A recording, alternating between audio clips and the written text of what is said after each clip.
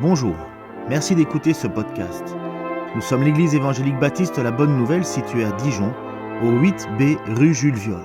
Nous serions heureux de vous y rencontrer un jour et nous vous souhaitons une bonne écoute.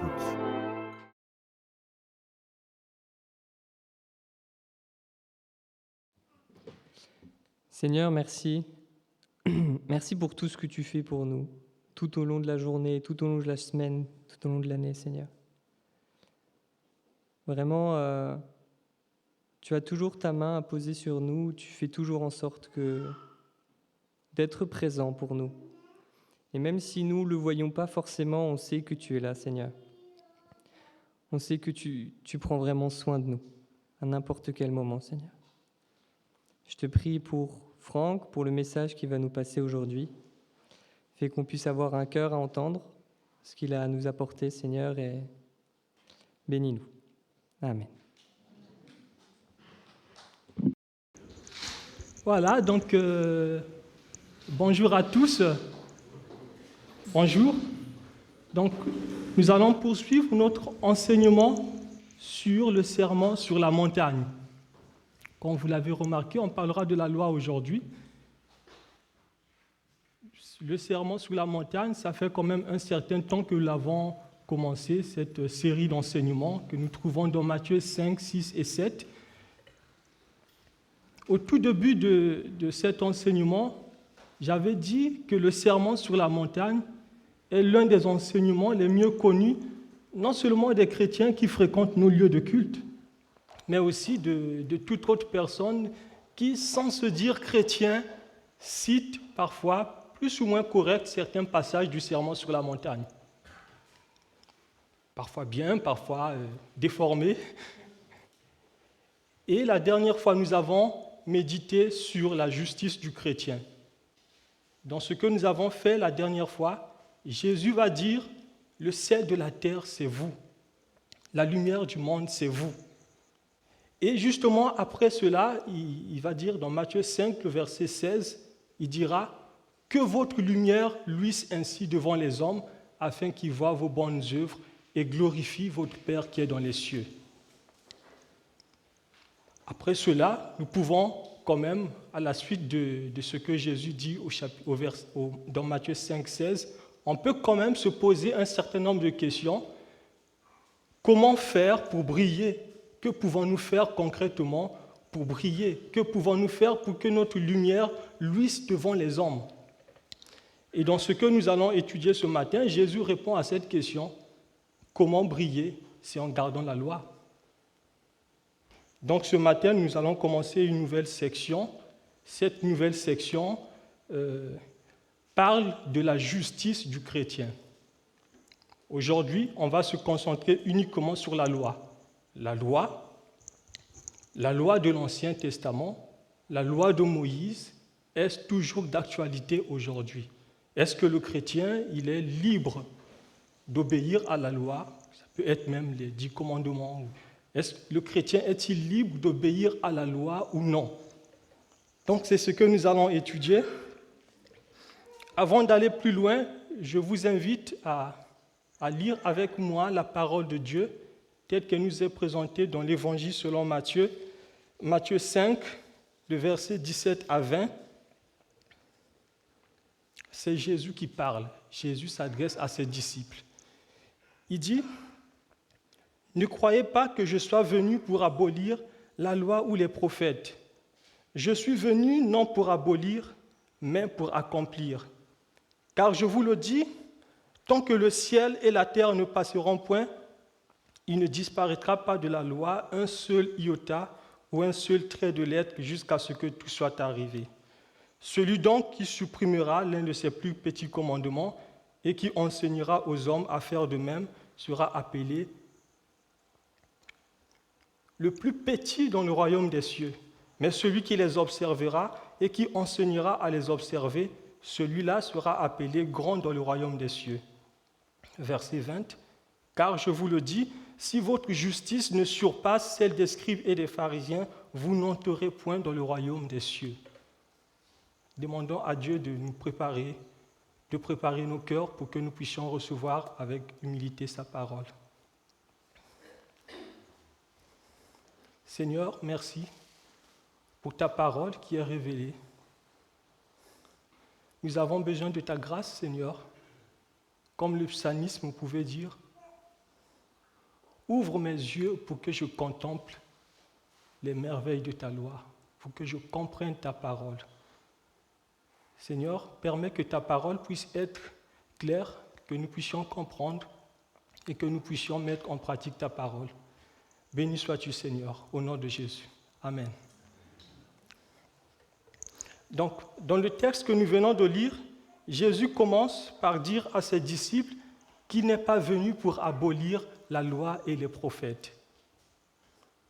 La façon dont Jésus formule cette refutation peut suggérer qu'il y avait certaines personnes, même parmi les disciples, qui se demandaient si Jésus n'était pas venu pour mettre fin à la loi de Moïse. Jésus vient justement de commencer son ministère. Dans l'Évangile selon Matthieu, on voit déjà une différence entre l'enseignement de Jésus et l'enseignement des pharisiens, des scribes et des pharisiens.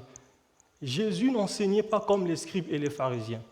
Jésus enseignait avec autorité, au point où les foules des quatre coins, les foules le suivaient de partout, les foules le suivaient de la Galilée, de la Décapole, de Jérusalem, de la Judée et même au-delà du Jourdain. Les gens qui écoutaient Jésus étaient frappés non seulement de son autorité, ils étaient frappés également de son enseignement. Les gens, les foules étaient surpris, étonnés même de voir que même les esprits impurs lui étaient soumis, ce qui n'était jamais arrivé auparavant. C'est pourquoi il était naturel pour certains de se demander quelle était la relation entre l'autorité de Jésus et la loi de Moïse. Parce que les pharisiens, les scribes et les pharisiens se réclamaient être sous l'autorité de Moïse. Mais Jésus, il parlait en son nom. Il pouvait utiliser même des formules que ni les scribes, ni les pharisiens, ni les prophètes n'avaient encore utilisées. Jésus pouvait dire « en vérité, je vous le dis ». En disant cela, il parle de sa propre autorité. Eh bien, quelques-uns avaient l'impression que Jésus apportait une nouveauté qui vient en quelque sorte mettre fin à la loi de Moïse. La réponse que Jésus donne à leur impression est très claire dans le texte que nous venons de lire. « Je suis venu non pour abolir la loi et les prophètes, mais pour l'accomplir. » Jésus n'est pas venu pour abolir la loi, Jésus est venu pour l'accomplir. Donc, au travers de sa réponse, on voit déjà que Jésus, il reconnaît en quelque sorte la prééminence de la loi. La réponse de Jésus peut aussi peut-être nous interroger un petit peu. Nous, aujourd'hui, on n'est pas comme les disciples au temps de Jésus qui n'avaient que l'Ancien Testament. Nous, on a le Nouveau Testament, on a l'Ancien Testament, on a la Bible, la parole de Dieu, la révélation de Dieu dans son intégralité. Nous avons la Bible. Peut-être on se demande aussi, est-ce que Jésus n'est pas venu pour mettre fin, pour annuler la loi? Est-ce que le chrétien, il doit toujours obéir à la loi? Parce qu'il y a même des mouvements qui ont dit, bon, l'Ancien Testament de côté, seulement le Nouveau Testament. Et en dehors de ça, il y a aussi certains passages du Nouveau Testament qui peuvent parfois semer le doute quand on ne comprend pas mal ces passages, comme par exemple l'apôtre Paul qui va dire dans Romains 6, le verset 14, « Vous n'êtes non sous la loi, mais sous la grâce. » Et dans le même Romains 10, à partir du verset, dans le même chapitre de Romains 10, l'apôtre Paul va dire « Christ est la fin de la loi. Je ne suis pas venu pour abolir, mais pour accomplir. Christ est la fin de la loi. » Alors, comment comprendre tout cela? Ce que l'apôtre Paul veut nous montrer dans ce chapitre de Romains que nous venons de lire, c'est que Christ est la fin de la loi comme un moyen de salut. La loi ne procure pas le salut. La loi n'a pas été donnée pour que l'homme soit sauvé en observant la loi. En ce sens, Christ, il est la fin de la loi. Parce que quand on regarde le régime de la loi, dans le régime de la loi, c'est tout un système. Pour être sauvé, il faut obéir à tous les commandements de la loi. Et cela veut dire justement désobéir à un seul commandement, c'est enfreindre toute la loi, c'est être sous la condamnation. Et l'auteur de l'Épître aux Hébreux va justement dire que le régime de la loi est temporaire et ce régime n'était que sous le point de disparaître. Donc le régime de la loi, qu'on voit la loi comme moyen de salut, n'était donné que de façon temporaire.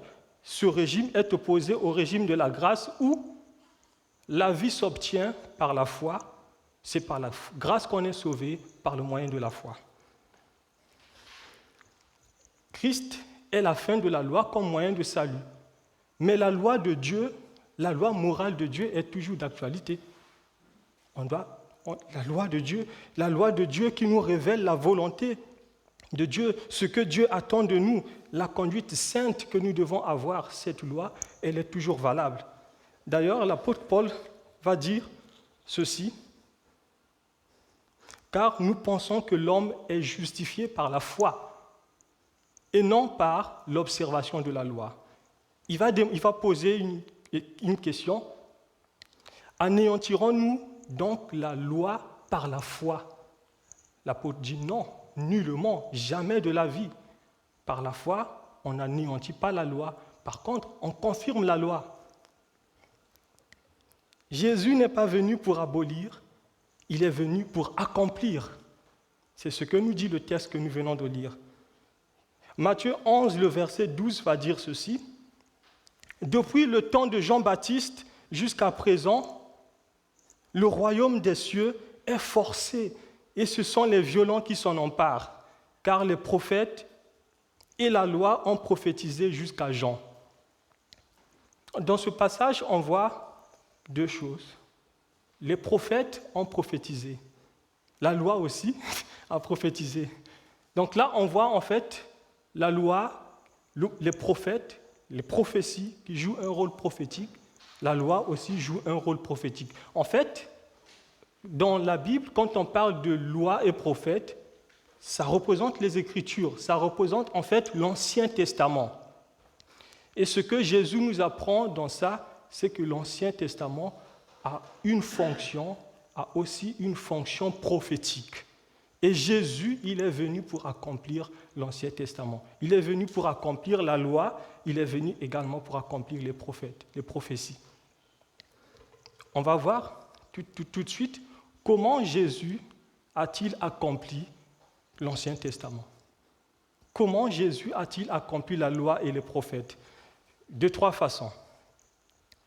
Premièrement, Jésus a accompli la loi par l'obéissance parfaite à tous les commandements. Jésus a été tenté comme nous le sommes tous les jours. Quand on va sortir de ce culte, on sera aussi tenté. Jésus a été tenté comme nous, mais il n'a jamais désobéi à Dieu. Il n'a jamais péché. Jésus a obéi parfaitement à tous les commandements de Dieu. Il a obéi à la loi de Dieu là où Adam a échoué, là où nous avons échoué. Christ a obéi à la loi de Dieu à notre place.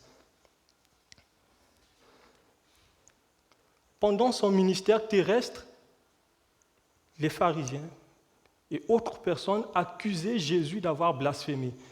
Jésus va dire, « Qui d'entre vous me convaincra de péché? Qui d'entre vous m'accusera d'avoir commis un péché ?» Personne n'était capable de dire que non, là tu as péché. Jésus, il a obéi à Dieu parfaitement. Il a obéi à Dieu jusqu'à la dernière minute. Il sait tout à fait que sa mission le conduirait à la croix. Jusqu'à la dernière minute, il va demander à son Père, « Père, si tu voulais que cette coupe s'éloigne de moi, mais toutefois, non pas ma volonté, mais la sienne. » Luc 22, le verset 42. Donc là, on voit déjà ce premier point. Jésus, il a accompli les prophéties, a accompli la loi déjà en obéissant parfaitement par son obéissance parfaite au commandement. Deuxièmement, Jésus accomplit la loi par la réalisation de toutes les prophéties messianiques. En fait, les prophètes de l'Ancien Testament, ils ont prophétisé déjà depuis Genèse 3, 15, on voit déjà cette prophétie messianique. Et en dehors de Genèse 3, 15, on voit même le lieu où le Messie allait naître, le lieu où Jésus allait naître, était prophétisé déjà depuis l'Ancienne Alliance, comme dans Michée 2, Michée 5, le verset 2, qui est accompli dans la Nouvelle Alliance, dans Matthieu 2, le verset 5, à Bethléem en Judée, car voici ce qui a été dit par le prophète, et voici Bethléem, terre de Juda, tu n'es certes pas la moindre d'entre les principales villes de Juda, car de toi sortira un chef qui paîtra Israël, mon peuple. Vous connaissez certainement cette prophétie d'Osée, Osée le chapitre 11, le verset 1, qui dit « J'ai appelé mon fils hors d'Égypte ». Cette prophétie s'est accomplie également par le retour de Jésus de l'Égypte vers la Palestine. Vous vous souvenez quand Hérode voulait tuer tous les nouveau-nés, les jeunes, et Dieu va permettre à Jésus d'aller se réfugier en Égypte, et Dieu va rappeler son fils hors de l'Égypte. Ça a été dit déjà dans l'Ancien Testament, Osée 11, le chapitre 1. Jésus accomplit la loi. Dans Deutéronome 8, le verset 2, Moïse va rappeler au peuple pourquoi le peuple d'Israël a été erré pendant 40 ans dans le désert. Moïse va dire, justement, Dieu vous a permis de souffrir de faim afin de comprendre que l'homme ne vit pas de pain seulement, mais de toute parole qui sort de la bouche de Dieu. Et Jésus, vous vous souvenez de Matthieu 4, où Jésus passe 40 jours, 40 nuits dans le désert. Le diable, le tentateur, se présente et Jésus va le rappeler. Il lui dit, si tu es le Fils de Dieu, ordonne que ces pierres deviennent du pain. Jésus va dire, il est écrit, l'homme ne vivra pas de pain seulement, mais de toute parole qui sort de la bouche de Dieu. Donc, troisièmement, Jésus accomplit la loi. Comment ? Ça, c'est vraiment le but ultime même. Jésus a accompli la loi par sa mort à la croix. Par sa mort à la croix. Et Jésus a donné sa vie, en fait, pour satisfaire la justice de Dieu. Vous vous souvenez de ce texte qui dit « Celui qui n'a jamais commis de péché, Dieu l'a condamné comme pécheur, afin que nous devenions en lui justice de Dieu. » Jésus n'a jamais commis de péché, mais Dieu l'a condamné afin que par notre foi, notre union avec le Christ, nous soyons acceptables par Dieu. Donc, on voit en fait l'Ancien Testament, tout l'Ancien Testament pointe vers Jésus en fait. L'Ancien Testament pointe vers le Christ. Et quand on regarde l'Ancienne Alliance, les sacrifices, ce qu'on appelle même la loi cérémonielle, pour que l'homme soit pardonné, il fallait tuer un animal, il fallait que le sang coule. Mais tous ces sacrifices préfiguraient justement le sacrifice de Jésus. C'est accompli, de sorte que ce qui est ancien est remplacé par le nouveau. On n'a plus besoin d'offrir un mouton pour que Dieu pardonne nos péchés. Le sang de Christ a coulé pour que nous ayons le pardon. Jésus a tout accompli. C'est ce que Jésus va dire. Il a tout accompli. L'apôtre Paul va justement dire dans Colossiens 2, le verset 17, à propos de la loi cérémonielle, que toutes ces choses n'étaient que l'ombre des choses à venir. Tout cela, tout ce qui se passait dans l'Ancienne Alliance, n'était que l'ombre des choses à venir, mais la réalité se trouve en Jésus-Christ. Donc, parce que Jésus a tout accompli, Dieu ne nous voit plus au travers de notre obéissance à la loi, mais au travers du sang de Jésus. Nous étions condamnés Parce que nous avons placé notre confiance en Jésus, Dieu nous impute la justice de Christ. Il nous déclare juste à cause de l'œuvre de Christ. Donc, ça c'était le premier point qu'on a vu. Jésus n'est pas venu pour abolir la loi, il est venu pour l'accomplir. Deuxièmement, Jésus va confirmer la validité permanente de la loi. Dans le texte de Matthieu 5, à partir du verset 18, Jésus déclare que toute écriture provient de Dieu et s'accomplira. Verset 18, « Car je vous le dis en vérité, tant que le ciel et la terre ne passeront point, il ne disparaîtra pas de la loi un seul iota ou un seul trait de lettre jusqu'à ce que tout soit arrivé. » Ce passage se trouve également dans l'Évangile selon Luc, où nous lisons ceci. Peut-être c'est un peu plus clair dans Luc 16. « Le ciel et la terre disparaîtront plus facilement que ne tombera un seul trait de lettre de la loi. » Jésus nous montre dans le sermon sur la montagne que la loi est permanente. La loi de Dieu, elle est permanente. Et personne n'a le droit même de supprimer un point sur un i, même une virgule. Il continue au verset, dans Matthieu 5, le verset 19. « Celui donc qui supprimera l'un de ses plus petits commandements et qui enseignera aux hommes à faire de même sera appelé le plus petit dans le royaume des cieux. Mais celui qui les observera et qui enseignera à les observer, celui-là sera appelé grand dans le royaume des cieux. Celui donc introduit les conséquences de la validité permanente de la loi. La loi de Dieu, elle est permanente. Jésus est en train de dire ici, au travers de ce que nous avons lu, que le critère de grandeur dans le royaume de Dieu, c'est quoi? C'est la conformité à la loi. Le disciple qui obéit à la loi de Dieu, qui apprend aux autres à obéir, à observer la loi de Dieu, il est considéré comme grand dans le royaume de Christ. Dans ce passage, il y a un contraste entre celui qui supprime, celui qui néglige et celui qui obéit, qui observe la loi. C'est vraiment un contraste. Négliger la loi, c'est supprimer, négliger, déformer, c'est le comble de malheur. Ceux qui négligent la loi de Dieu, ceux qui négligent la loi, c'est la négligence de la loi, ce n'est autre que la caractéristique de ceux qui ne sont pas nés de nouveau. Ceux qui ne sont pas sauvés, ils négligent la loi. Pourquoi ils négligent la loi? Parce qu'ils ne peuvent pas obéir à la loi de Dieu. C'est notre obéissance qui détermine notre rang dans le royaume. C'est ce que nous avons dit, c'est ce que nous dit le texte que nous venons de lire. Notre obéissance détermine notre rang dans le royaume.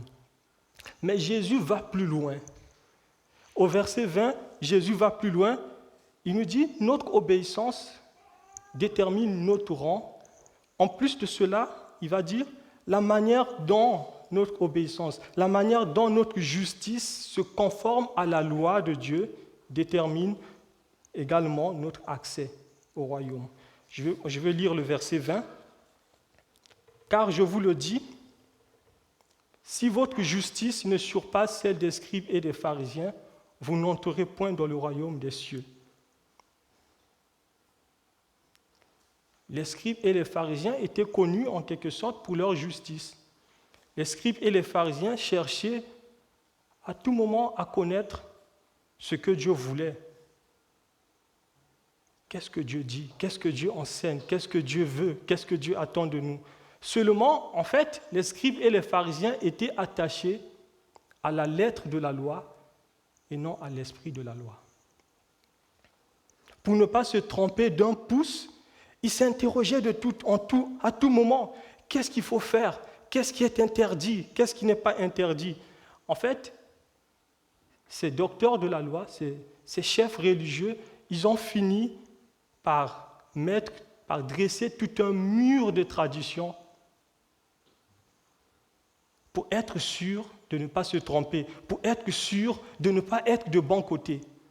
Et le danger, c'était quoi? C'est qu'ils ont fini par oublier le sens même des commandements de Dieu. L'un des exemples les plus marquants, c'est ce que nous avons fait le dimanche passé avec notre frère, c'est l'exemple du sabbat. On peut regarder ce texte de Luc 6, le verset 11, Luc 6, le verset 6 à 11. Un jour, Jésus entre dans la synagogue, il enseigne, et il s'y trouvait un homme qui avait la main sèche. Les scribes et les pharisiens observaient Jésus, ils le regardaient pour voir si Jésus guérirait cet homme le jour du sabbat. Guérir un homme le jour du sabbat, c'est quoi? C'est travailler. C'est comme ça qu'ils interprétaient cela, c'est travailler. Que dit la loi? Tu travailleras 6 jours et tu feras tout ton œuvre. Le 7e jour, c'est le sabbat, c'est le jour de repos. Tu ne travailleras pas. Exode 20, le verset 8 à 11. Et les scribes et les pharisiens, ils observaient Jésus pour voir si Jésus le guérirait. Mais Jésus connaissait leurs pensées. Et Jésus va dire à l'homme qui a la main sèche, « Lève-toi et tiens-toi au milieu. » Il se leva et se tint debout. Et Jésus leur dit, « Je vous demande s'il est permis le jour du sabbat de faire du bien ou de faire le mal, de sauver une personne ou de le tuer. » Alors, promenant les regards sur eux tous, il dit à l'homme, « Étends ta main. » Il fit, et sa main fut guérie. Jésus, il a fait du bien le jour du sabbat. Les scribes sont scandalisés, ils sont en colère. Pourquoi? Pourquoi tu as fait le bien? Il fallait le laisser comme ça, scandalisé.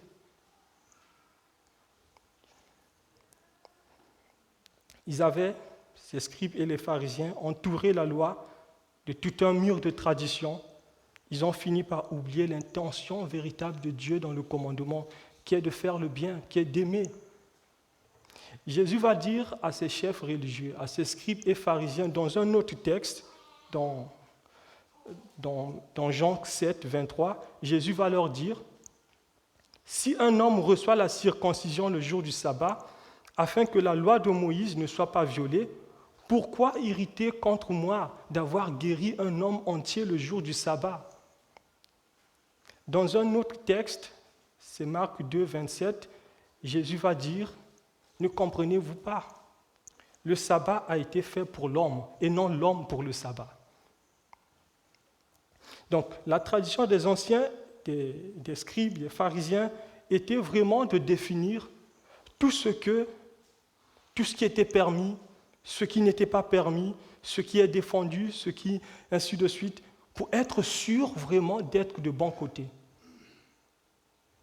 Aller dans ce sens, c'est faire de l'obéissance au commandement, justement quoi? Un moyen de salut.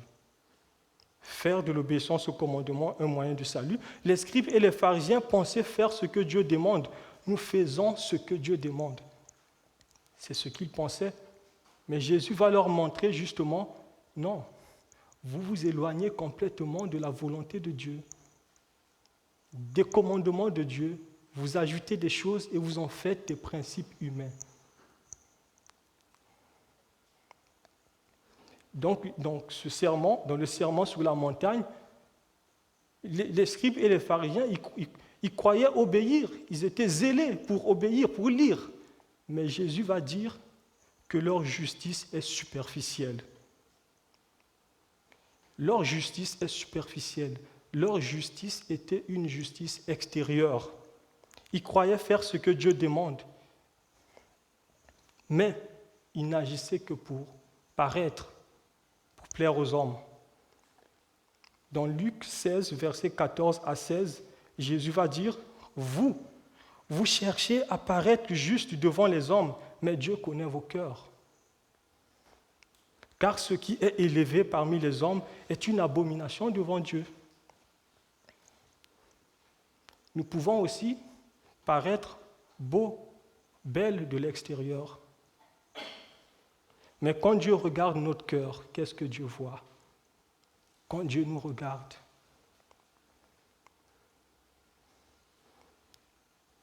Dieu nous connaît même dans le secret. Parce que rien n'est caché devant ta face.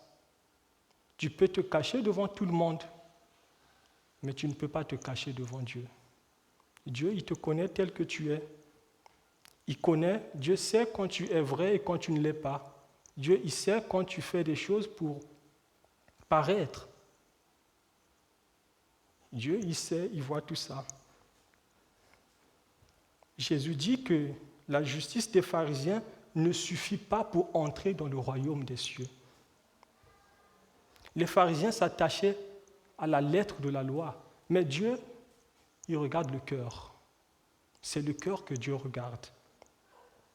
Donc si Jésus nous met en garde contre l'attitude, contre les motivations des scribes et des pharisiens, ce n'est pas pour que nous puissions nous enorgueillir ou frapper la poitrine pour dire « Je te loue Seigneur de ce que je ne suis pas comme les scribes et les pharisiens ». Non, si Dieu nous met en garde, il nous montre l'attitude des scribes et des pharisiens, c'est pour que nous puissions faire aussi nous-mêmes un examen de conscience pour voir est-ce que peut-être par mon attitude, par mon comportement, je ne suis pas comme les scribes et les pharisiens.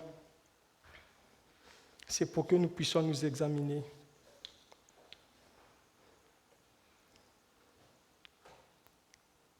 En fait, l'attitude de l'homme naturel, c'est une attitude de la confiance en ses mérites, la confiance en ses bonnes œuvres, la confiance en ses talents, en ses capacités, en ses connaissances.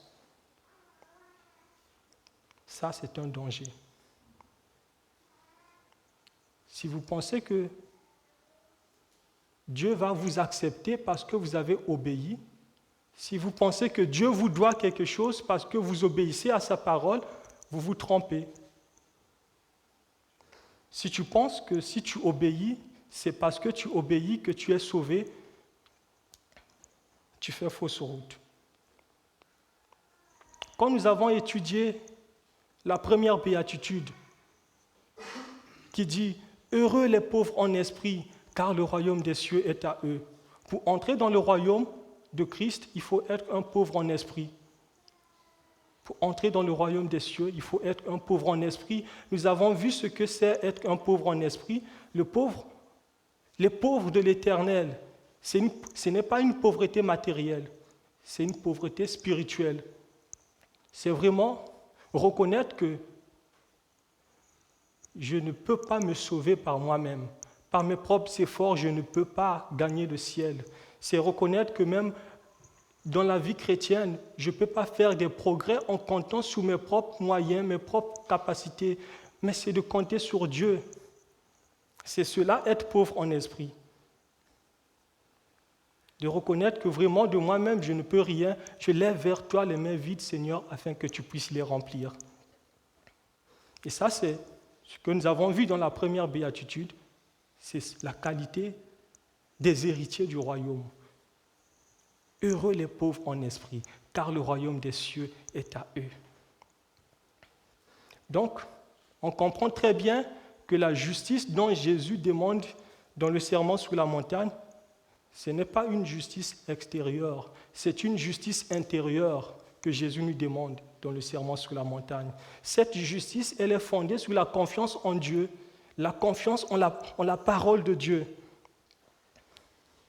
Si vous vous souvenez, les prophètes de l'Ancienne Alliance, ils ont parlé, ils ont annoncé cette justice comme une bénédiction que Dieu va justement donner avec la venue du Messie. Jérémie 31, verset 33 dit « Je mettrai ma loi au-dedans d'eux, je l'écrirai dans leur cœur, et je serai leur Dieu, et ils seront mon peuple. » Le prophète Ézéchiel avait prophétisé de la part de Dieu. Dieu dit, Ézéchiel 36, le verset 27, « Je mettrai mon esprit en vous, et je ferai en sorte que vous suivez mes ordonnances et observiez et pratiquez mes lois. » La promesse de Dieu de mettre sa loi en nous coïncide avec la promesse de mettre son esprit en nous. La présence de l'Esprit Saint en nous ne nous dispense pas de l'obéissance à la loi, comme nous l'avons vu. Parce que l'œuvre de l'Esprit Saint c'est justement de confirmer, d'inscrire la loi de Dieu dans notre cœur, en sorte que nous puissions obéir à la loi morale de Dieu, ce que Dieu attend de nous. Donc Jésus demande une obéissance plus profonde à la loi. Ce n'est pas une légère comme les scribes et les pharisiens. Jésus demande vraiment une obéissance profonde. Cette obéissance est possible. Savez-vous pourquoi? Parce que Dieu a répandu son esprit en nous. Nous avons une nouvelle capacité. Ce n'est pas nos propres efforts. Le Saint-Esprit habite en nous. Le même esprit qui a ressuscité Jésus d'entre les morts habite en nous. Et c'est cet esprit qui peut nous donner la force d'obéir au commandement de Dieu, d'obéir à la loi de Dieu. Ceux que l'esprit a régénérés sont capables d'obéir à la loi de Dieu. C'est ce que nous dit l'apôtre Paul dans Romains 8, de versets 5 à 9. Jésus dit que si notre justice n'est pas supérieure à celle des scribes et des pharisiens, nous n'entrerons pas dans le royaume des cieux. La justice, dans le serment sur la montagne, c'est l'obéissance à la parole de Dieu. C'est cette conformité à la loi de Dieu. L'obéissance à la loi témoigne justement de notre nouvelle naissance. Ça témoigne de ce qui s'est passé à l'intérieur de nous. Nous sommes sauvés, non pas parce que nous avons obéi à la loi de Dieu, à la parole de Dieu, nous sommes sauvés pour obéir. Nous n'avons rien fait pour le salut. Dieu nous a sauvés, alors il a mis son esprit en nous, alors nous avons cette nouvelle capacité pour obéir. Et l'obéissance à Dieu n'est autre que la conséquence de la nouvelle naissance.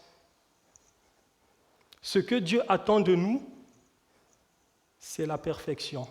C'est ce que Jésus va dire à la fin de cette section consacrée à la justice du chrétien. Dieu attend de nous la perfection. Il va dire, soyez parfaits comme votre Père céleste est parfait. Oui, mes amis, le serment sur la montagne trace le chemin d'une vraie repentance. Les exigences de Dieu ne s'arrêtent pas à la lettre de la loi. Dieu attend de nous bien plus que ce que nous imaginons. On ne peut pas finir avec Dieu. Dieu, il attend de nous bien plus cela. Dieu ne veut pas que nous tombions dans une piètre satisfaction de nous-mêmes. Au contraire, il veut que nous soyons parfaits comme lui-même, comme notre Père céleste est parfait. Donc, dans la suite du serment sur la montagne, Jésus va justement prendre quelques textes de l'Ancien Testament pour expliquer aux disciples la vraie interprétation de la loi de Dieu. Mais ça fera l'objet d'une autre étude. Pour aujourd'hui, ce que nous avons vu, c'est 3 choses.